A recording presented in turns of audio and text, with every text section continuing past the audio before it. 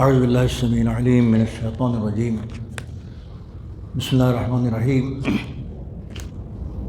الحمد للہ رب العالمین بارئ الخلائق اجمعین والصلاة والسلام علی سید الانبیاء والمرسلین وآلہ الطیبین الطاہرین المعصومین اما بعد. میں نے گفتگو کا موضوع چنا تھا کہ جو سب سے بڑا دشمن ہے اس کو قرآن نے بھی بڑا دشمن بتایا ہمارا، اور جس کسی سے پوچھیے گا تو اپنے سارے برے کام کو اسی کے سر پر ڈال دیتا ہے. تو دشمن تو ہے ہی ہے وہ، اور ایسے نظر نہیں آتا ہے، ورنہ وہ گلا دبا دیتا آگے. اگر اپنے کام کو اس پہ کوئی ڈال دے کہ کیا اس نے اور ڈال دے اس کے اوپر، ہم کیا کریں؟ شیطان نے ایسا کرا دیا ہم سے. اس نے اگر نہیں کرایا ہے تو سامنے ہوتا تو گلی دبا دیتا ہو کہ میں نے کب کچھ تم سے کرایا ہے. تو بہرحال دشمن بڑا ہے، اور اپنی بلاؤں کو ٹالنے کے لیے اس پہ بھی ڈال دیتے ہیں لوگ. تو قرآن بھی کہتا ہے کہ دشمن بہت بڑا ہے، اور حدیثیں بھی کہتی ہیں کہ بہت بڑا دشمن ہے. تو اس کا مطلب کہ پیغمبر نے خاص اہتمام کیا ہے کہ اس بات کو بتائیں کہ دیکھو دشمنی میں تم سے کیا کرا لے جائے گا، اس سے ہوشیار رہنا. کب تم سے قریب ہو جائے گا، کس بات سے، کیسے کیسے، کیوں کر، کن باتوں کے کرنے سے تم سے دور بھاگے گا، وہ کیسے ذلیل ہوگا، وہ پہلے بتا چکا ہوں. اس کو جمع کر کے لکھ ڈالیے تو ایک کتاب ہو جائے گی شیطان کے بارے میں. بہرحال تو اب یہ گفتگو چل رہی تھی کہ اس سے دور رہنے کا طریقہ کیا ہے. اس کے بعد گفتگو یہ آئے گی کہ وہ قریب کیسے ہو جاتے ہیں لوگ اس سے. دوستی میں کیا بات آ جاتی ہے، کیا ہو جاتا ہے اس سے قریب ہو جاتے ہیں لوگ. وہ تو ہر ایک سے قریب ہونا چاہتا ہے. وہ پیغمبروں کو بھی آتا تھا، ولیوں کے بھی آتا ہے، نبیوں کے ہاں بھی آتا تھا، نیک مرد مومن کے پاس بھی آتا ہے، اور انہیں کے پاس آئے گا. لیکن اس کا کاروبار اور کسٹمر وہی ہیں، لہذا نئے نئے گاہک پھانسنے کی کوشش کرے گا وہ. تو ظاہر ہے کہ مرد مومن کو ہوشیار رہنا چاہیے. مرد مومن کو ہوشیار کون بنائے گا؟ اللہ بنائے گا، اللہ کا رسول بنائے گا، اللہ کی کتاب بنائے گی، نبیوں کے پیغامات بنائیں گے، اور ان کی باتیں بنائیں گے. ہوشیار کون بنائے گا؟ لیکن بالکل اندیکھا ہے نا. انہیں کہا ہم بہکائیں گے، ہماری اولاد پہ ان کی اولاد پیدا ہو تو ہماری بھی ہو، ہماری عمر طویل ہو. سب کہا تھا اللہ سے، سنا ہم کو دیکھ نہ پائیں لوگ. اللہ نے کہا جاؤ ان کے یہاں پیدا کرو، تمہارے یہاں بھی ہو جائے گا. تو اس کی تعداد بڑی ہے، بہت زیادہ ہے. شاید بعض لوگوں نے بھی بتایا کہ نہیں ہمارے ایک پیدا اس کے دو پیدا ہوں گے، لیکن اس کے یہاں فیملی پلاننگ والا قانون ہے بھی نہیں. ہمارے یہاں تو سب آ جاتا ہے کبھی کبھی. تو اس کے یہاں زیادہ تعداد ہوگی تو زیادہ ષڈینتر رچے گا وہ زیادہ سازشیں کرے گا وہ، اور زیادہ فریب کاریاں کرے گا وہ. اس کی مکاریوں کے جال بہت زیادہ بنے جائیں گے. ان جالوں سے، ان چالوں سے کون بچائے گا؟ قرآن پڑھتے وقت تو کہہ لیتے ہیں اعوذ باللہ من الشیطان الرجیم. خطبہ پڑھتے وقت ہم لوگ کہہ لیتے ہیں، کسی نے ایک کام کرتے وقت کہہ لیتے ہیں کہ میں شیطان مردود سے پناہ مانگتا ہوں. تو کہہ لیتے ہیں منہ سے آپ، یعنی دل میں یہی ہے کہ ہم کو اس سے پناہ ملے. مگر چالیں کیا کیا ہیں وہ جانتے ہیں. قال رسول اللہ صلی اللہ علیہ وآلہ وسلم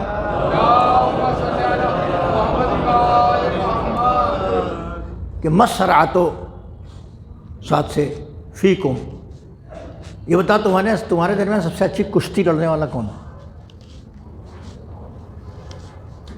اصحاب سے سوال کیا حضور نے. آپ سے بھی سوال ہو تو آپ یہی تو جواب دیں گے کہ بھائی جو سب سے تندرست ہو، قوی ہو، خوب کھاتا پیتا ہو، خوب محنت کرتا ہو، ورزش کرتا ہو، کشتیاں لڑتا ہوں، سب سے زیادہ آپ کا جواب یہی ہوگا۔ اگر آپ سے پوچھا جائے کہ سب سے اچھی کشتی لڑنے والا، لڑائی کرنے والا کون ہے، تو آپ یہ کہیں گے بھائی جو سب سے مضبوط ہوگا وہ اچھی لڑائی کرے گا، وہ اچھی کشتی لڑے گا۔ اب چونکہ اس زمانے میں یہاں جو اتنے گیم ہیں یہ تھے نہیں، البتہ کشتی وشتی کا مقابلہ ہوتا تو اس زمانے میں بھی، ورنہ ان کا نام آتا جو آج ہے۔ باکسنگ چل گئی ہے، میچ چل گئے ہیں، کرکٹ کا چل گیا، جانے کیا چل گیا ہے۔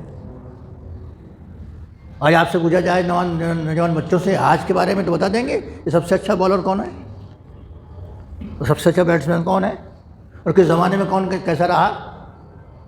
بچوں کی زبان پر ہے، دیکھتے رہتے ہیں ایک ایک کی تاریخ، ایک ایک کا کارنامہ، ایک ایک کا رن سن آپ کو سنا دیں گے۔ اس لیے کہ آج کا نیا کھیل ہے، ایک فائٹر کا نام۔ اس زمانے میں یہ والا نیا والا کھیل نہیں تھا، ایسے مقابلے نہیں تھے، ایک کشتی والا تو تھا، لہذا اسی لینگویج میں، اسی زبان میں سرکار دو عالم نے پبلک سے، یعنی وہاں جو اصحاب تھے ان سے سوال کیا کہ مسراتو فیکم، سب سے اچھی کشتی والا تمہارے درمیان کون ہے بھائی؟ قالوا الشدید القوا الذی لا یوضع جنبہ، وہ سب سے قوی اور مضبوط آدمی جو تندرست ہو، جس کو کوئی پچھاڑ نہ سکے۔ پرانی کشتیوں میں ہوتا تھا کہ پیٹھ لگا دیتے تھے خالی، اب تو پوائنٹ ہوتے ہیں۔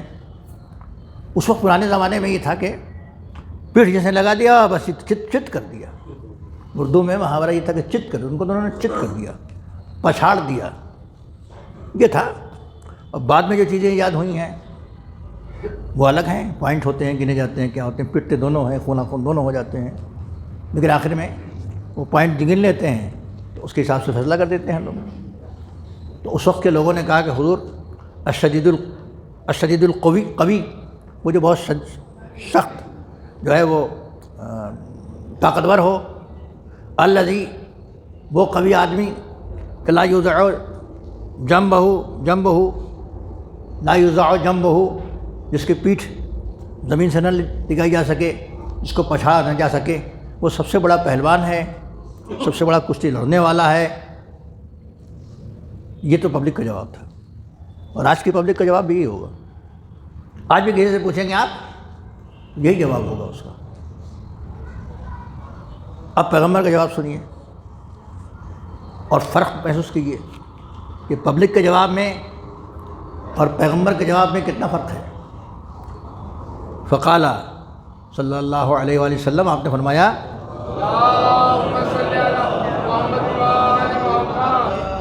کہ بل السرعۃ حق السرعہ رجل وقذ الشیطان فی قلبہ واشتد غضبہ وظہر دمہ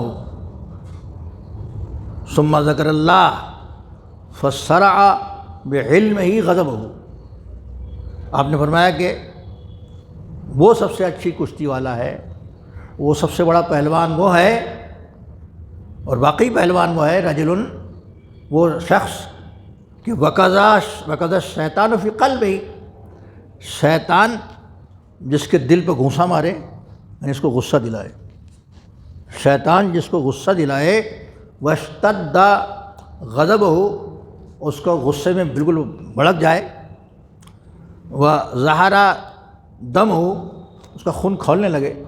جو غصہ آدمی کو آتا ہے، یہ سب تو ہوتا ہے، کسی کو غصہ آ جائے، آپ نے مناظر دیکھے ہوں گے تو اب ظاہر ہے کہ اس کی آواز بھی بلند ہوتی ہے، اس کا ہاتھ بھی چلنے لگتا ہے، خون کھولنے لگتا ہے، وغیرہ وغیرہ وغیرہ۔ دسیوں قسم کے، بیسیوں قسم کے تاثرات آپ نے اپنی آنکھ سے الگ الگ مقام پر غصے میں آ جانے والے آدمی کو دیکھا ہوگا۔ آپ نے فرمایا کہ وقذ الشیطان فی قلبہ، شیطان جس کو غصہ دلائے، سپورٹر بڑا ہے وہ، واشتد غضبہ، اور اس کا غصہ شدید ہو جائے، وظہر دمہ، اس کا خون کھولنے لگے، ثم ذکر اللہ، پھر اس کو اللہ کی یاد آئے۔ فسرا بعلم ہی غضب ہو، تو اپنے علم یعنی اپنی برداشت سے اپنے غصے کو پچھاڑ دے. درود پڑھیں محمد والے محمد. پچھاڑنا یہاں بھی ہے، پچھاڑنا وہاں بھی ہے. پبلک کے جواب میں، اصحاب کے جواب میں اور اس جواب میں دونوں جگہ پچھاڑنا ہے. پبلک نے جواب دیا کہ حضور سب سے بڑا پہلوان وہ ہے کہ جو قوی ہو، اس کی پیٹھ کو زمین سے نہ لگا سکے، اس کو کوئی پچھاڑ نہ سکے، وہ سب سے بڑا پہلوان ہے. پیغمبر نے فرمایا کہ نہیں، وہ سب سے بڑا پہلوان ہے کہ شیطان جس کو غصہ دلائے اور غصے میں وہ اس کا خون کھولنے لگے اور اسی عالم میں اسے اللہ کی یاد آ جائے اور اپنے غصے پر فاتح ہو جائے. صلوات پڑھ دیں محمد والے محمد. تو اس سے کیا سمجھ میں آیا؟ شیطان سے قریب ہونے کا موقع ایک غصہ بھی ہے. اس وقت آدمی انسان سے شیطان بن جاتا ہے. آپ کسی دوست سے پوچھیں کہ کیا ہو گیا تم کو، کہ میں چھوڑو مجھے غصہ آ گیا تھا. کہتا ہے نا وہ، تم تو بڑے اچھے آدمی ہو، تم کسی کو غصہ دلا کے دیکھیے آپ، شریف سے شریف آدمی، کمزور سے کمزور آدمی جب غضبناک ہو جائے. اچھا، کمزور کو زیادہ غصہ آتا ہے. بالکل سگیا پہلوان ہو، کچھ نہ کر سکتا، اس کو غصہ بہت ہے، وہ اچھلے گا ادھر ادھر. تو اب اگر شیطان غصہ دلاتا ہے، سپورٹر وہ ہے، تو غصہ آ جائے گا اس کو. غصے میں بول فول بھی بکے گا، گلم گلوچ بھی کر سکتا ہے، کچھ بھی کر سکتا ہے. سرکار فرماتے ہیں کہ جس کو شیطان غصہ دلائے اور بہت زیادہ غضبناک ہو اور اس کا خون کھولنے لگے، ایسے موقع پر اسے اللہ یاد آ جائے اور اپنے علم سے، اپنے برداشت سے اپنے غصے پر قابو پا لے، وہ سب سے بڑا پہلوان ہے. ایک موقع وہ ہے جب شیطان نزدیک ہوا چاہتا ہے، وہ موقع غصے والا ہے. اسی لیے قرآن مجید میں غصہ کرنے کی ممانعت نہیں ہے. بری بات پر، ناگوار بات پر، ناجائز بات پر، غلط بات پر انسان کو غصہ آئے گا ہی. آئے گا کہ نہیں آئے گا؟ اگر نہیں آتا ہے تو اس کو اپنا علاج کرانا چاہیے کہ مجھے غصہ کیوں نہیں آیا. ایسے موقع پہ جو غصے کا موقع ہے، آپ بھی جو ہے بڑی تعریف کرتے ہیں علمبردار لشکر حسینی کی، کرتے کہ نہیں کرتے ہیں؟ ایک مرتبہ نگاہوں کو اٹھا کے دیکھا غصے کی نظر سے تو لشکر چھٹنے لگا، نہ تیر نہ تلوار نہ کچھ نیزہ لیے چلے جا رہے ہیں، مشق لیے ہوئے. ہم بھی تعریف کرتے ہیں، شعراء بھی تعریف کرتے ہیں. غصے کی نظر سے دیکھا انہوں نے تو لشکر کائی کی طرح چھٹتا ہوا چلا گیا. اس کا مطلب غصہ آیا ہے نا. کیوں غصہ آیا؟ ظالم تھے، جابر تھے، مظلوموں کی طرف بڑھ رہے تھے، وہ پانی بن کر رکھا تھا. یہ غصے کا موقع ہی ہے نا. تو ہم لوگوں نے صرف ایک رخ دیکھا ہے اور ایک رخ کی تعریف کی ہے. غصہ آیا، غصہ تو آنا ہی چاہیے، مگر قرآن کہتا ہے والکاظمین الغیظ والعافین عن الناس، غصے کو پی جانے والے. غصہ آئے گا نہیں تو پیے گا کیا؟ وہ جس کو غصہ ہی نہیں آتا وہ پیے گا کیا چیز؟ غصہ آئے اور پی جائے. آیت نے یہ بتایا، حدیث نے یہ بتایا کہ خون کھولنے لگے، آنکھیں ابلنے لگیں، جسم لرزنے لگے، منہ سے کچھ کو کچھ بکنے کا ارادہ ہو، شیطان اسے ورغلا رہا ہو اور اس کا علم، اس کا برداشت اس کے غصے پر قابو پالے، تو سب سے بڑا پہلوان یہی ہے. صلوات پڑھ دیں محمد والے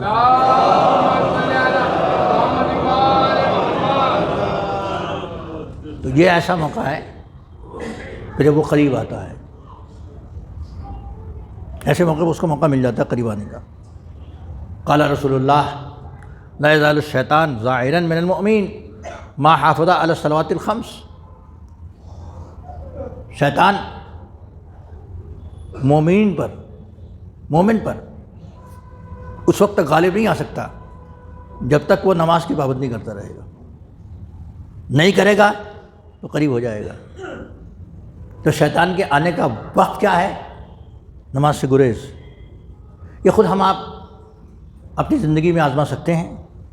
صبح کا وقت ہے، جاڑے کا زمانہ ہے، لحاظ تھوڑے سور ہیں، ٹھنڈک ہے، ابھی اٹھتے ہیں. ہوتا ہے کہ نہیں ہوتا ہے؟ وہ ہے نماز کا وقت.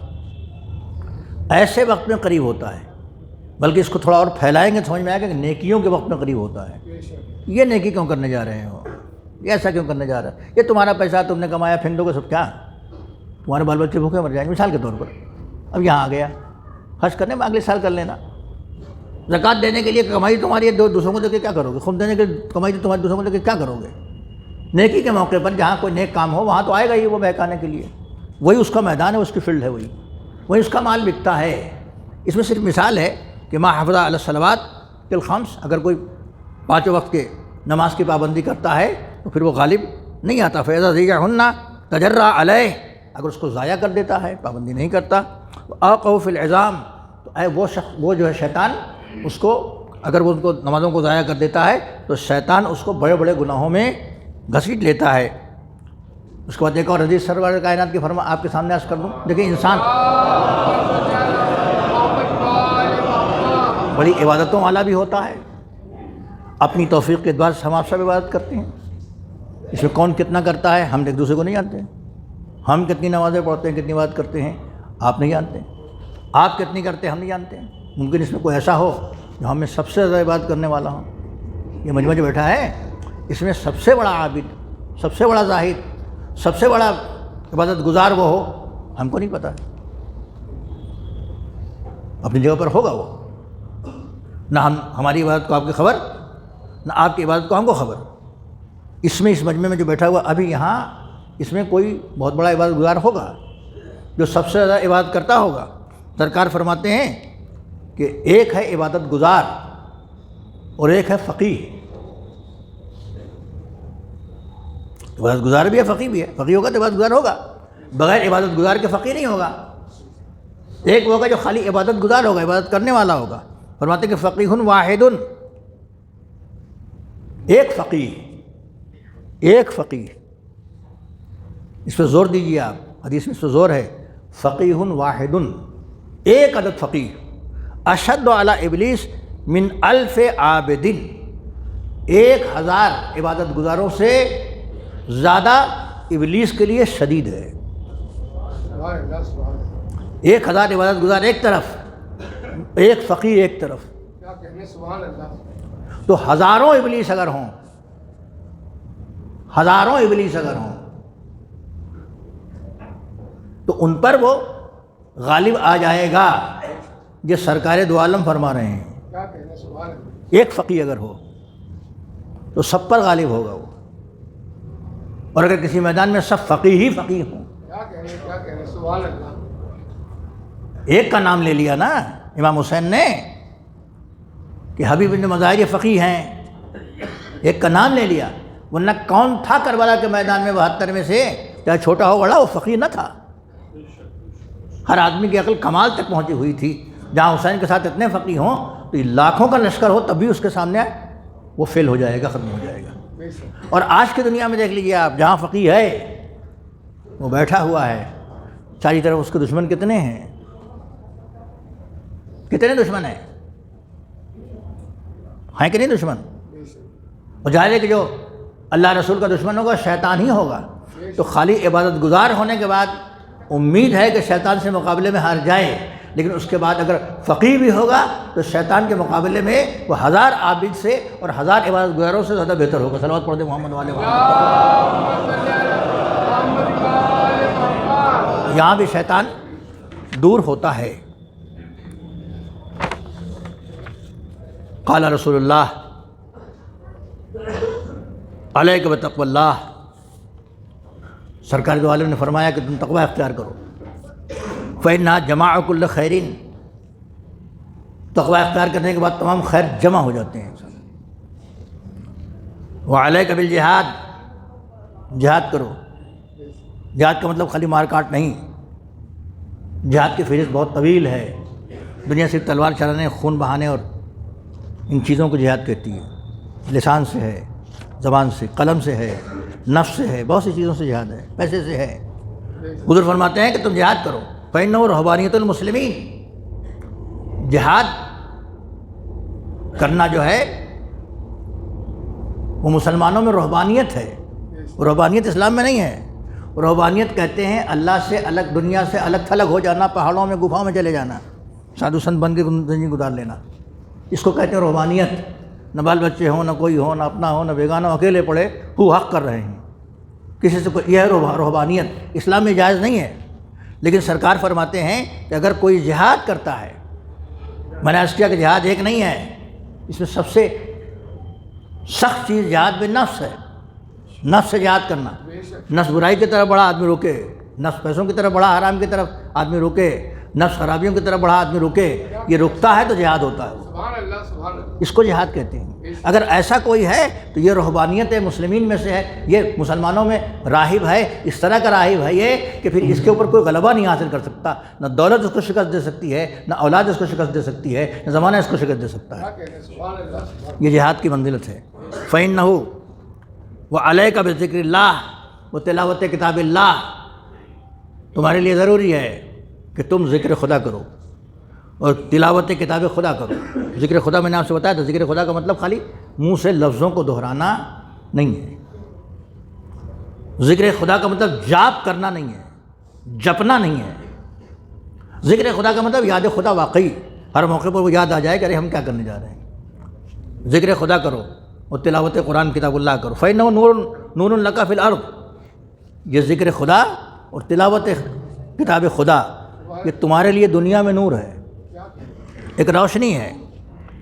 نور لک فی الارض وذکر لک فی السماء، اور آسمان میں ذکر ہے تمہارے، تم یہاں پر ذکر کرو گے تو اللہ ملائکہ کے درمیان تمہارا ذکر کرے گا، ذکر خدا اور تلاوت خدا۔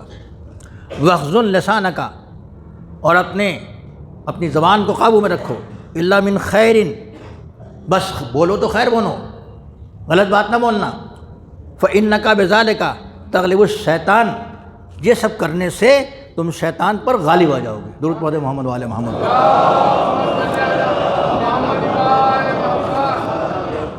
اور ایک چیز اور بیان کر کے ختم کر دوں، بقیہ آئندہ جمعہ سے وہ بیان شروع کروں گا آپ کے سامنے جو شیطان سے نزدیک ہونے والی بات ہے۔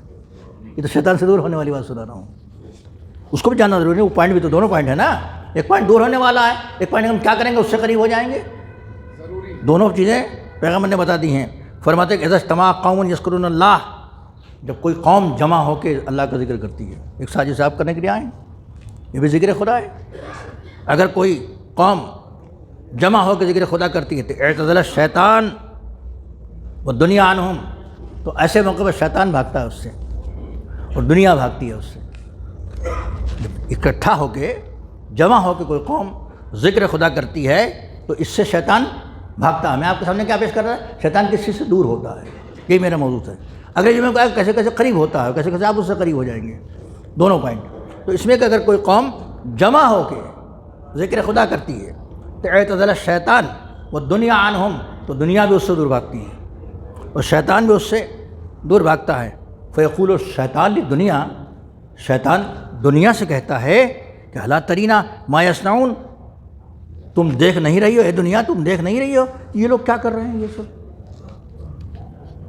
مکالمہ، ڈائلاگ، بات چیت، شیطان دنیا سے کہے گا یہ کیا کے جمع ہو گئے جمعے میں، مجلس میں، ماتم میں، جیسے مذہبی پروگرام میں، یہ سب ذکر خدا کر رہے ہیں یہاں بیٹھ کے، تم دیکھ نہیں رہی ہو، الا ترینا ما یصنعون، تم نہیں دیکھ رہی ہو، یہ دنیا تم نہیں دیکھ رہی ہو یہ لوگ کیا کر رہے ہیں۔ فتقول الدنیا، دنیا کہے گی دعہم، چھوڑو انہیں، چھوڑو انہیں۔